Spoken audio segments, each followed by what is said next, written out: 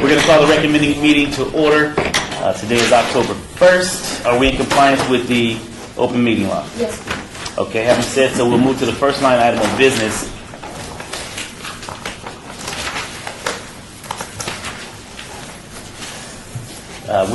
Which is an abeyance item, bill number 2013-52 for possible action and enacts a separate curfew specific to downtown Las Vegas. And this is sponsored by Mayor Carolyn G. Goodman. Staff? Yes, this is brought back to you for further study. You have in front of you a proposed Second Amendment. Hopefully that shows two changes from the previous version. It's a reduced map that shows the boundaries of the proposed curfew to be between Maine and Maryland and Stewart and Bridger. The ordinance also in Section 5 adjusts the penalties so that penalties for any violation, whether it's a minor violation or a violation by parent or guardian, has a fine of a maximum fine of $300 for the first offense, $600 for the second, and a maximum of $1,000 for criminal offenses. Do you have any questions? Or Karen Coyne here is here to just explain anything that you'd like to have explained? Yes, ma'am. I have nothing further to offer other than we've greatly reduced the area that was originally published in the first version of the bill. What you see before you with the map, which as the boundaries were defined, Main Street to Maryland, Stewart to Bridger, affects approximately 2,338 residential properties, of which approximately 134 of those folks are under the age of 18. Greatly reduced numbers from the some 25,000 residents that would have been affected by the original version. Okay, I appreciate that. So, I'm sorry. I was just going to say, Okay, go ahead, it Councilman. seems to me the procedure we've got to follow is to move to reconsider the original First Amendment bill, so we can begin to discuss this one. That's a question for you. You're free to do that. I don't think it was agended for that, but you can go through that step if you want. I thought that was what we were told to do, and I think pull that one out. that's what the discussion was at the council meeting. Yeah. But I don't know whether there was a plan to have a separate agenda. I don't know. I move But for I think it would be appropriate. I move for reconsideration of this bill's First Amendment. And then in order to consider this one, we've got to kill the first one. Okay. You understand the motion? No, it's an abeyance item that we're supposed to vote on, so I don't know why we would vote. Well, your vote last time was to hold it until, I think, 13th.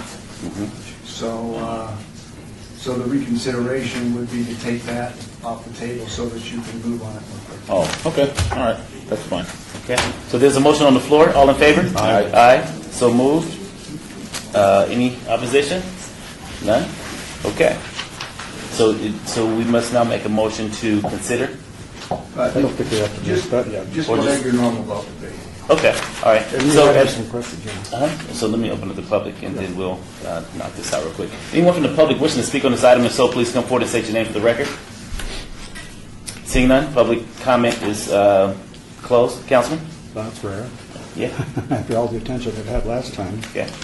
The only question I have is we still have this 9 p.m. curfew, which I don't know where that came from. So maybe by asking this question, I would end up getting some testimony, Okay. Chairman, because the Las Vegas curfew, this is a curfew within a curfew. So the Las Vegas curfew is 10 p.m. everywhere during the weekdays, except Friday, Saturday when it's midnight. So I had thought, well, maybe since 9 o'clock is pretty early, I can't remember any justification for 9 o'clock. I could see a justification for 10 o'clock because that's when First Friday ends. So we've got Captain Anderson from Downtown Area Command to step up here, Mr. Chairman. Maybe he'd like to tell us why he feels 9 o'clock is more important. Morning, Sean Anderson, First, I want to apologize. The sheriff is in strong support of this ordinance. He was in the county commission today on the Wolf vote. And the 9 o'clock time was picked because I think that additional hour is going to provide us with an increased window to do what this ordinance is intended to do, which is protect our most innocent from the potential of violence or other bad things. And it mirrors the strip curfew as well, which starts at 9. So we're trying to make sure that there's not a whole lot of confusion in this ordinance, and that if you're going to the strip, there's one time period, and if you're going to the new ordinance area on Fremont Street, it will be the same. Well, Mr. Chairman, if I could ask a couple of questions. Of course, as you know, when we spoke after the last meeting, I said I would have no objection if, in fact, Fremont, if the curfew included Las Vegas Boulevard, a narrow strip from the strip up north in order. And so then you thought, well, that would be a good idea. The reason you thought it was because then you'd have a continuous strip of 9 p.m. curfew. But in fact, now that's out. That pathway down the boulevard has been stricken. And we have had an objection from one business on Fremont Street about the 9 o'clock versus 10 o'clock. And let me just say, I do not know if Insert Coins serves liquor. Yes, they do. Okay. So how do they separate then people under 18 from the rest of their crowd? They have a tavern limited license. So the law that applies to a tavern limited license would apply to them as well. Uh-huh. So they shouldn't have people under 21 inside of their establishment. Uh-huh. And we're only talking about under 18 here. That is correct. Okay, all right. Are there any other businesses down there that do not have liquor but are allowed to cater to youth under the age of 18? We have monthly meetings with that Fremont East Entertainment District, and all the feedback that I've got from them is that they're in support of the curfew as it's written at 9 o'clock. Mm-hmm. There just isn't a lot for a person really under 21 years of age to do on that block late at night. Yeah, the only thing that makes me nervous is I used to be 18, remember? And I was in the Army. I signed up for the Army when I was 18, and I used to figure that I could go in about anywhere, And that's what we used to people say. that are under 18 years of age, Yeah. not people that are 21. Right. All right. There is a proposal, is there, coming to talk about under the Fremont Street experience where it would be 21 and over? Has there been discussion of that? We continue to work on ways to modify the packaged liquor sales, the open containers on Fremont East. It's a rapidly changing environment, and to be blunt, some of the rules that were ordinances were penned decades ago no longer fit, aren't effective. So we have had some conversations about under the experience, maybe even out onto Fremont East, about how we're going to better manage alcohol and its use in what is a growing enterprise. Mm-hmm. Okay, so right now the curfew is 18, or not 21 though, Correct. under Fremont Street experience. Okay, all right. I think then, since there are no services to be provided for people under the age of 18 on East Fremont, or really, except for people who are with their parents or with a responsible party, and that is cared for, I guess I'll go ahead and submit to the 9 p.m., and we'll just see how that works, Mr. Chair. The language has been changed significantly. I think Dina Neal testified on that language, and much of that was being removed from this bill anyway. But it's been clarified, and now that a person, see, under the curfew, we have an outside curfew. This is the curfew within the curfew. The general overall city curfew has a $1,000 penalty on people if their child is caught in there, and this reduces that, actually. That actually cuts it down so that the parent would only have to pay $300.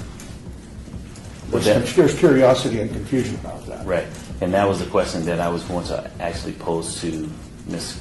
Coyne, Chief Coyne, in relation to how does this new ordinance that's proposed today, how would that carry over in order to make the appropriate adjustments to the overall city's curfew, being that it has not had any movement or change since 1977? I'll defer to Val, or you can jump in and correct me if I'm wrong, but Karen, going for the record, we really need to bring the original section back before your committee and make the appropriate adjustments, both to remove the ill-defined and offensive language that was being removed from this bill, as Right. well as to, if it's your desire, to update that penalty with this penalty. Right. Yeah. And so I would like to make that recommendation, if I can do so at this meeting today, to bring back the 1977 curfew law for us to look at in its totality so that we can make sure that it mirrors what we have before us today, should this move forward. Probably the same as the 1957 and the 1937. I'm not sure what the 1957 or the 37. Oh, I lived under that one. Oh, you did? Yes, I was persecuted by the police. Okay. All right. So is it okay that I make that recommendation, that comes back before the recommending for us to take a look at, to make sure that everything is in compliance? Because the last thing that I want is for us to be operating under two sections of the law. Thank you. Okay? Councilman, I think, go any ahead. questions? And I can explain, I think, why they didn't go ahead and labor to try to bring it all together in one bill, and that was that if we pass this today and send it to council for consideration tomorrow, if council passes it tomorrow, then it becomes effective in time for this weekend's activities. It will be published immediately, and then the law effective Thursday, as I understand it. So, all right. I have no further questions. Okay. I'll entertain a motion at this time. Motion to approve. Yeah. Second. All in favor? Aye. Aye. Aye. Second amendment? Second amendment. Second amendment? Yes, second amendment. Motion approved. And we've got Congratulations. a letter from the sheriff, too, we can put in the record, too, Okay. supporting this. And we'll accept that by delivering that to the clerk. Okay, thank you all. The next line item of business is Bill number 2013-53 for possible action, reveals the Las Vegas Municipal Code, Chapter 9.32, relating to the regulation of swimming pools. This is sponsored by Chris Knight, Director of Building and Safety. Staff? Yes. And this is part of the Another tree. part of the effort to repeal and update code provisions that have become obsolete or duplicative.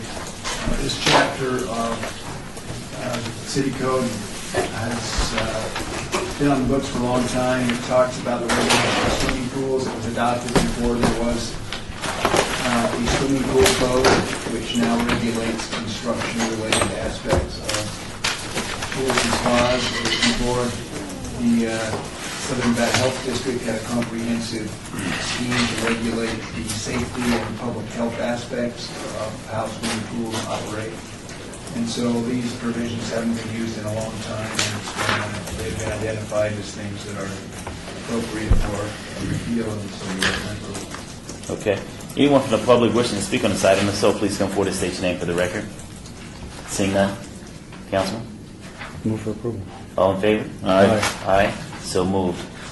We're now down to Bill number 2013-54, possible action and annexation number 50100, property located at 6033 Rio Vista Street. And this is a petition by Isidoro Alcazar on 0.52 acre zone RE county zoning. And this is sponsored by Councilman Stephen Ross. Staff? This is a single parcel owner-initiated annexation. Everything is in order, recommend approval. Okay. Anyone from the public wishing to speak on this item, if so, please come forward and state your name for the record. Move for Seeing none. approval. Councilman? Move for approval. All in favor? Aye. Aye. So moved. Bill number 2013-55 for possible action annexation number 48758, property location at 1566 West Wind Road, petitioned by Bodiana Meditation Center Trust, acreage 1.06 acres. This is an RE zone, and this is sponsored by Councilwoman Lois Sarkanian. Staff?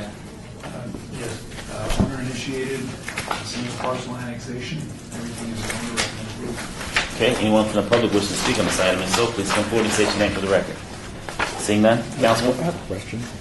please. All right, I'm going to ask the dumb question. What is the Bodiana Trust? I mean, what religion are we talking about? Is it Hindu or, I'm sorry, somebody, no? Nobody knows. I wouldn't even dare guess. Google.